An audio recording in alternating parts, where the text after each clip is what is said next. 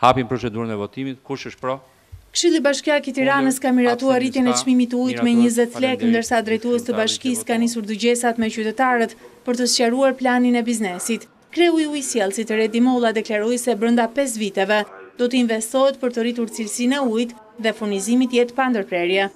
Nuk mund të bëjmë investime madhore në një kohë kaq të shkurtër. Na duhet shumë më tepër kohë, domethënë është e zgjatur në kohë, mund të bëhen, po duhen shumë vite. Një nga arsyetimet që ne kërkojmë rritjen e çmimit, arsyetimi që këtë gjë ta bëjmë në më pak vite.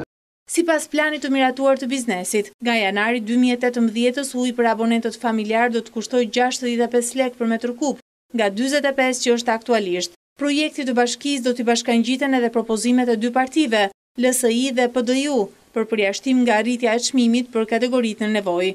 Kështu të gjithë personat që marrin ndihmë ekonomike, personat me aftësi të kufizuara, kryefamiljarët që përfitojnë pension pleqërie dhe jetojnë të vetëm, gratë që janë kryefamiljare, përjashtohen nga rritja e çmimit.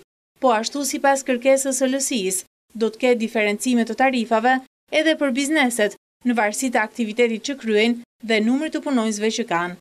Pas zbardhjes së vendimit të Këshillit Bashkiak për rritjen e tarifës ujit, shoqëruar me paketën lehtësuese për shtresat në nevojë, brenda 10 ditësh, dokumenti dërgohet prefektit të Tiranës. Pas miratimit nga ana e prefektit, enti rregullatori i ujit nis shqyrtimin për të dalë më pas me një vendim.